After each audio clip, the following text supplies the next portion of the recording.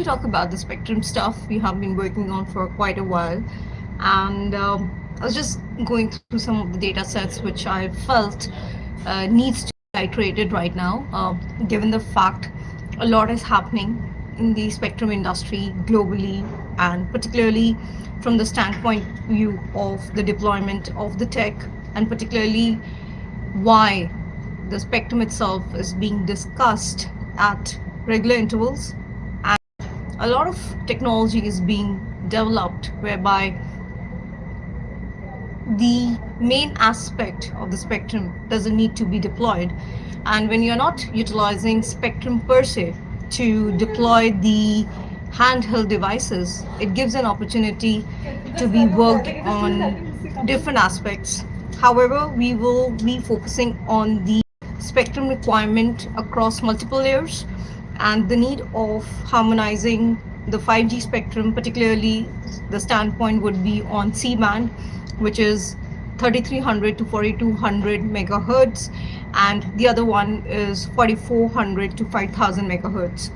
There are high frequency bands and other frequency bands for 5G. 6G works on a different aspect altogether, because that is more to do with the data sets of the real data sets for which the technology is already in the development phase, and we have the use case studies with us. Now, this one is quite old in terms of the discussion, but it needs attention right now. 5G not just faster, but it's a new paradigm. When we talk about it, we are already seeing its use case studies. We already have use case studies for 6G and 7G in many of the cases globally. The generative technology in this particular case is providing ultra fast speed, low latency, and excellent reliability. As compared to 5G and 6G, 6G is more in the real time because it is looking into the data sets with not only the historical data sets but the parameters of the environmental factors over the years as how it has changed, and negating the false data sets. So it is able to identify the false data set in perhaps, I would rather say, we have those modules, so you have to go and look uh, into the publications, and some of the publications are in the process. So we are going to talk about delivering the 5G network, which is fixed and mobile broadband services on the go, particularly to respective candidates. Having said that, 5G new radio, which is 5G NR interface, has the capability for low latency and ultra reliable connection, which will address large number of handheld devices with very different connectivity requirements as and when required to make up the Internet of Things. When we talk about Internet of Things, is utilizing communication networks to connect devices, to connect object, to connect candidate in the best possible manner. It has industrial applications, advanced logistics, and utility networks. The multi-layer spectrum is meeting different requirements. So we are going to talk about the three more important layers, because when we talk about different generative technologies, there has to be an underlying layer technology. And underlying layer technology itself is a trade secret, but multiple layers are there. So I'll just talk about it, which is, and it is not limited to just coverage and capacity layer. Then we have a super data layer and coverage layer. So coverage and capacity layer is relying on the spectrum in the range from 2 to 6 gigahertz range, particularly the C band, to deliver the best, I would rather say best of both the worlds, which includes the capacity and the coverage. Then the super data layer is above 6 gig. If I have to talk about the range, it would be somewhere between 24.25 to 29.5, and the other range would be 37 to 43.5 gigahertz to address the use case studies requiring very high data rates. The coverage is utilizing spectrum below 2 gigahertz, that is 700 megahertz, um, providing ultra wide and deep indoor coverage.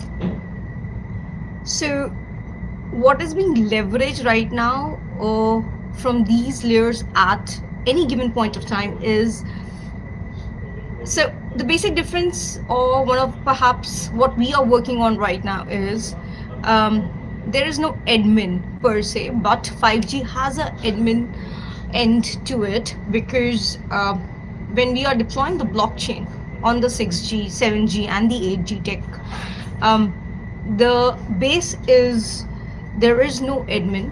Hello. And it is just the candidates. The candidates have to be at a level where they are able to act at not as admin perhaps, but as operators to make the layer very secure.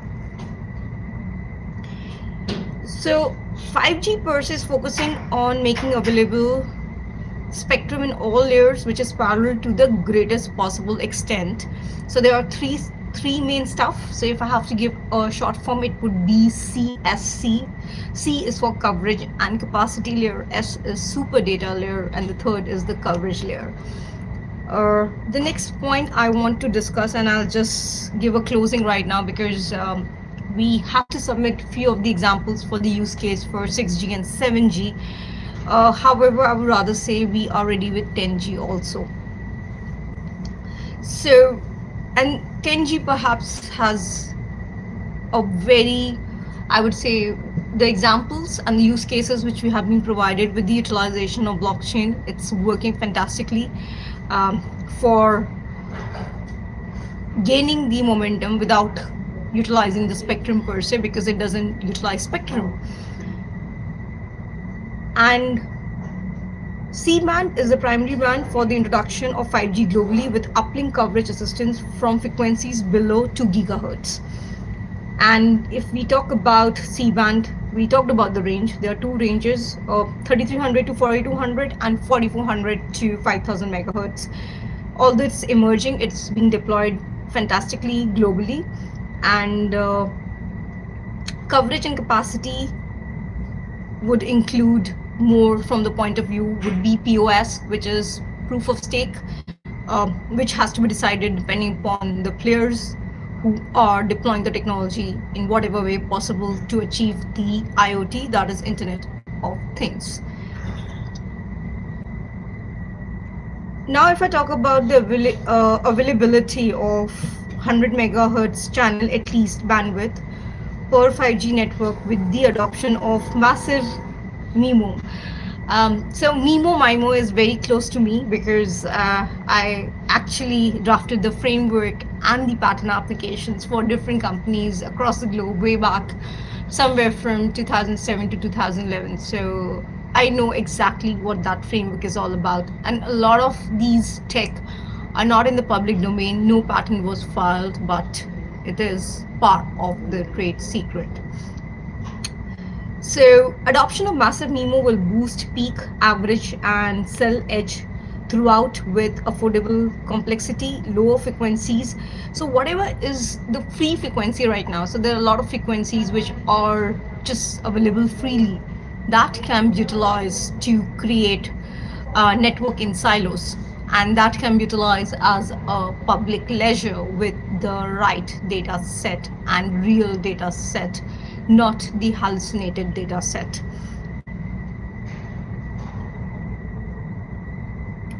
So if we talk about lower frequency, which is already licensed for the utilization of communication network, is 700, 800, 900, 1800, and 2100 megahertz. If this is used in combination with 3300 to 3800 megahertz, which is utilizing LTE, NR is basically the new radio, uplink coexistence feature with 3GPP standards. A lot of standards have been developed since this paper was published, so you need to look into those. Allowing the operators to benefit from faster and cost-effective deployment of C-band, thus delivering enhanced capacity without incurring network densification cost. So it's not dense because There are a lot of technologies which are already available for free to use. It's just that how you orchestrate those deployment of the, I would rather say, the electronic part of it and make it happen. Um, I'll just discuss this one and then I'll just get back to what we need to submit right now, which is the high frequencies are going to complement the lower frequencies by addressing specific use cases, example WTTX and hotspots requiring extremely high data rates. So if we talk about high frequencies, that is above 6 gigahertz, it's going to play a pivotal role. It is already playing a pivotal role in many aspects. Um, it has been discussed at ITUR IMT 2020 Vision. You can look into the Vision paper.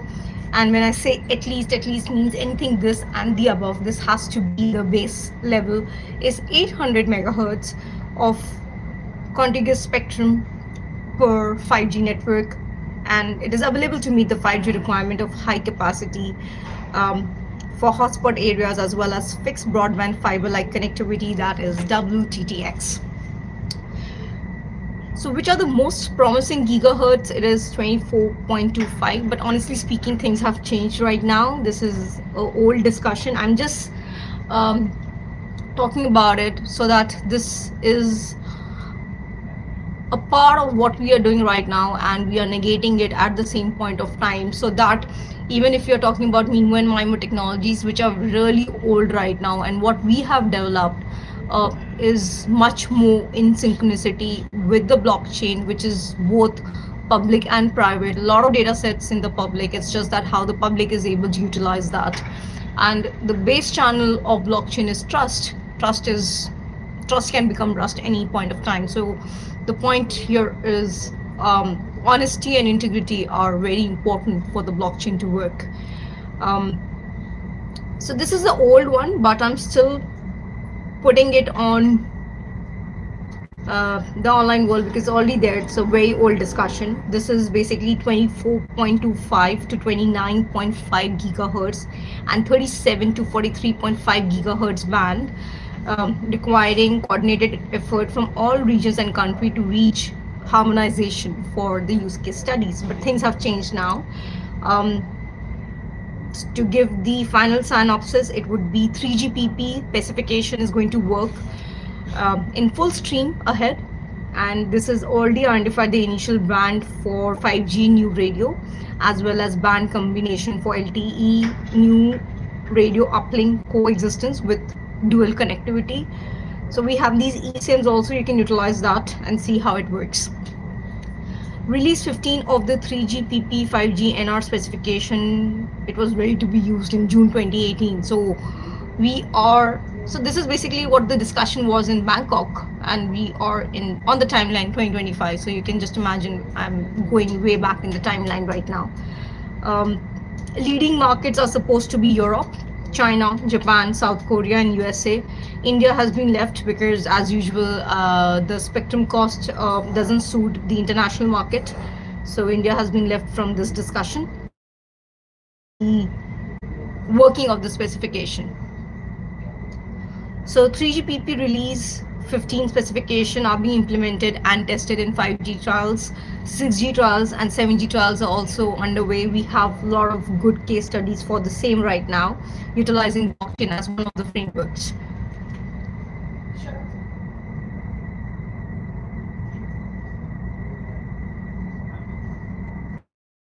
I'm not getting into the ultra high frequency spectrum probably. I plan to discuss the whole thing today, so in layers I'm going to discuss and see how it works, because we need to use this for the 6G and the 7G, 8G, until 10G things are ready with us. Thank you for watching this out. You can always get back to me for the consultation and we can see how we can get this thing done.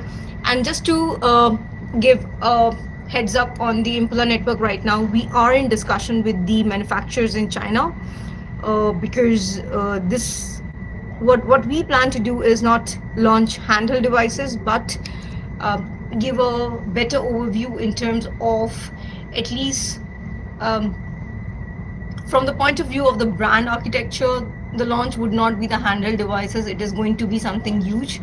And for that, the config has been discussed, but until unless I'm not at the factory, I need to visit the factories myself and look into it, how this can be done at a bigger scale in terms of the deployment, and at the same point of time keeping the trade secrets and not filing patents for the same, but having something in perpetuity clauses, smart contracts, and internet communication protocols are going to play a very pivotal role for the Impula network to be deployed for the sustainability. So, if I have to just pick up two words, it would be sustainability. And yesterday, something that is really striking me again and again is the collective reality. I think these two nuggets, there's nothing to do with chicken nuggets. Please don't start selling chicken nuggets. I'm seeing so much nuggets everywhere right now.